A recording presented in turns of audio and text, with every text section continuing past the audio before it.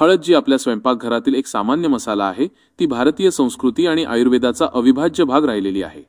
शतकानुशतके तिचा वापर फक्त पदार्थांना रंग आणि चव देण्यासाठीच नाही, तर अनेक आजारांवर उपचार करण्यासाठीही केला जात आहे। आधुनिक विज्ञानाने हळदीच्या औषधी गुणधर्मांना मान्यता दिल्यानंतर आज हळद जगातील सर्वात जास्त अभ्यास केलेल्या औषधी वनस्पतींपैकी एक बनली आहे। तिच्यातील मुख्य घटक कर्क्युमिन हा अनेक आरोग्य समस्यांवर प्रभावी असल्याचे सिद्ध झाले आहे। हळदीचा इतिहास किमान 4000 वर्षांपूर्वीचा आहे। तिचा उगम दक्षिण पूर्व आशियामध्ये झाला असे मानले जाते आणि ती भारतातून जगभरात पसरली। भारतीय उपखंडात हळद ही फक्त एक वनस्पती नसून धार्मिक विधी, विवाह सोहळे आणि शुभकार्यात तिचा मोठ्या प्रमाणात वापर होतो। हळदीला मांगल्याचे प्रतीक मानले जाते। हळदीचा लेप त्वचेला नैसर्गिक चमक देण्यासाठी वापरला जातो, म्हणूनच हळदी समारंभ भारतीय विवाह पद्धतीत एक महत्त्वाचा भाग आहे। आयुर्वेदात हळदीला हरिद्रा या नावाने ओळखले जाते आणि तिचा उपयोग अनेक रोगांवर उपचार करण्यासाठी केला जातो। आयुर्वेदामध्ये हळदीला उष्ण गरम मानले जाते आणि ती वात, पित्त आणि कफ या तिन्ही दोषांवर नियंत्रण ठेवण्यास मदत करते। हळदीचा वापर पचन सुधारण्यासाठी, शरीरातील विषारी पदार्थ बाहेर काढण्यासाठी आणि रोगप्रतिकार शक्ती वाढवण्यासाठी केला जातो। हळदीला तिचा पिवळा रंग आणि तिचे औषधी गुणधर्म कर्क्युमिन या घटकामुळे मिळतात। कर्क्युमिन हे एक नैसर्गिक पॉलिफेनॉल आहे जे अत्यंत शक्तिशाली दाहक विरोधी आणि पेशींचे रक्षण करणारे म्हणून काम करते। शरीरातील सूज किंवा दाह हे अनेक जुनाट आजारांचे मूळ कारण असते। हृदयविकार, मधुमेह, संधिवात आणि कर्करोगासारख्या गंभीर आजारांमध्ये शरीरामध्ये सतत सूज राहते। कर्क्युमिन शरीरातील दाह कमी करणाऱ्या रेणू आणि विकरांना दाबून कार्य करते। यामुळे सांधेदुखीसारख्या समस्यांमध्ये हळदीचे सेवन केल्यास आराम मिळतो। शरीरातील पेशींना हानी पोहोचवणाऱ्या मुक्त कण नावाच्या अणूंचे प्रमाण वाढल्यास पेशींवर ताण निर्माण होतो, ज्यामुळे पेशींचे नुकसान होते। कर्क्युमिन हे एक शक्तिशाली पेशींचे रक्षण करणारे द्रव्य आहे, जे मुक्त कणांना निष्क्रिय करते आणि पेशींचे संरक्षण करते। हळदीच्या औषधी गुणधर्मांमुळे ती अनेक आरोग्य समस्यांवर प्रभावी ठरते। हळदीतील दाहक विरोधी गुणधर्मांमुळे ती सांधेदुखी आणि स्नायूंच्या वेदनांवर अत्यंत प्रभावी आहे। संधिवात आणि आमवात असलेल्या रुग्णांसाठी हळदीचे नियमित सेवन वेदना कमी करण्यास मदत करते।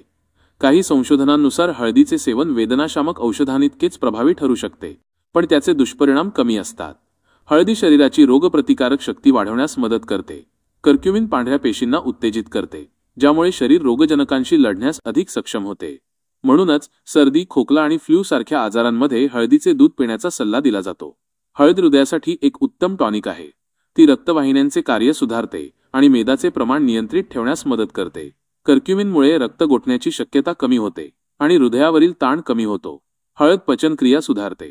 ती पित्त तयार करण्यास मदत करते, जे चरबीचे पचन करण्यासाठी आवश्यक असते। हळदीच्या सेवनाने गॅस, अपचन आणि आतड्यांमधील सूज कमी होते। यकृताला शरीराचा सर्वात महत्त्वाचा गाळणी मानले जाते। हळद यकृताला विषारी पदार्थांच्या हानीपासून वाचवते आणि त्याच्या कार्याला मदत करते। हळद त्वचेसाठी एक वरदान आहे। हळदीचा लेप त्वचेवरील मुरूम, काळे डाग आणि अन्य त्वचेच्या समस्यांवर प्रभावी आहे। हळद त्वचेला नैसर्गिक चमक देते आणि तिचा वापर सौंदर्य प्रसाधनांमध्ये केला जातो। कर्करोगाच्या पेशींची वाढ रोखण्यासाठी हळद खूप प्रभावी ठरू शकते। कर्क्युमिन कर्करोगाच्या पेशींची निर्मिती आणि प्रसार थांबवण्यास मदत करते। अनेक संशोधनांमध्ये असे दिसून आले आहे की हळदीचा वापर आतड्यांचा कर्करोग, स्तन कर्करोग आणि त्वचेच्या कर्करोगाला प्रतिबंध करण्यासाठी प्रभावी ठरू शकतो। हळदीतील कर्क्युमिन शरीराद्वारे पूर्णपणे शोषले जात नाही। या समस्येला कमी जैव उपलब्धता असे म्हणतात। कर्क्युमिनची शोषण क्षमता वाढवण्यासाठी काही विशिष्ट घटकांचा वापर करणे आवश्यक आहे। काळ्या मिरीमध्ये पायपेरिन नावाचा एक घटक असतो, जो कर्क्युमिनचे शोषण वाढवण्यासाठी अत्यंत प्रभावी आहे। संशोधनानुसार पायपेरिनमुळे कर्क्युमिनचे शोषण 2000 पटीने वाढू शकते। म्हणूनच हळदीचे कोणतेही सेवन करताना त्यात चिमूटभर काळी मिरी घालणे आवश्यक आहे। कर्क्युमिन हे चरबीमध्ये विरघळणारे असते, त्यामुळे तुपासारख्या चरबीयुक्त पदार्थासोबत हळदीचे सेवन केल्यास तिचे शोषण वाढते। हळदीचे दूध, ज्याला गोल्डन मिल्क म्हणतात, हे याचे उत्तम उदाहरण आहे। हळदीच्या सेवनासाठी काही सोप्या पद्धती आहेत। एक ग्लास कोमट पाण्यात अर्धा चमचा हळद, चिमूटभर काळी मिरी आणि थोडे मध घालून सकाळी रिकाम्या पोटी प्यावे। गरम दुधात हळद, काळी मिरी आणि तूप किंवा खोबरेल तेल घालून ते प्यावे। हे रात्री झोपण्यापूर्वी घेतल्यास उत्तम। रोजच्या भाज्या, आमटी आणि सूपमध्ये हळदीचा वापर करणे शरीरासाठी फायदेशीर आहे। हळदीवर जगभरात अनेक संशोधन चालू आहेत।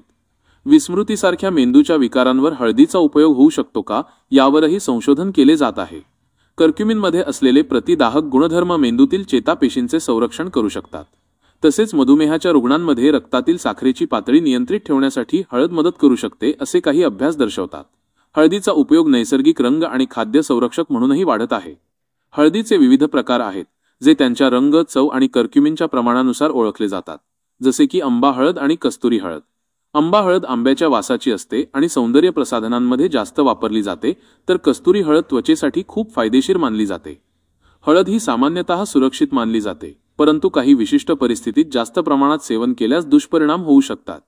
ज्या व्यक्तींना पित्ताशयात खडे आहेत त्यांनी हळदीचे जास्त सेवन टाळावे, कारण ते पित्ताचे उत्पादन वाढवते. हळद रक्त पातळ करण्याचे कार्य करते.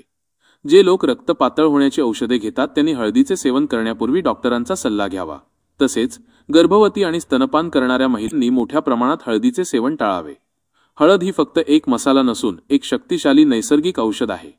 तिच्यातील कर्क्युमिन हा घटक अनेक रोगांवर प्रभावीपणे काम करतो. नियमित आणि योग्य प्रमाणात हळदीचे सेवन केल्यास आपण अनेक आजारांपासून स्वतःचे संरक्षण करू शकतो आणि निरोगी जीवन जगू शकतो. हळदीचे सेवन करताना काळी मिरी आणि तुपाचा वापर केल्यास तिचे फायदे अनेक पटींनी वाढतात. म्हणूनच हळदीला आपल्या रोजच्या आहारात स्थान देऊन तिच्या आरोग्यदायी फायद्यांचा अनुभव घ्या. आजची माहिती तुम्हाला नक्कीच आवडली असेल. हा व्हिडिओ लाईक करा, शेअर करा आणि असेच आरोग्यविषयक व्हिडिओ पाहण्यासाठी आमच्या चॅनेलला सबस्क्राईब करा. निरोगी रहा आणि आनंदी जीवन जगा. पुढच्या व्हिडिओमध्ये पुन्हा भेटूया. धन्यवाद.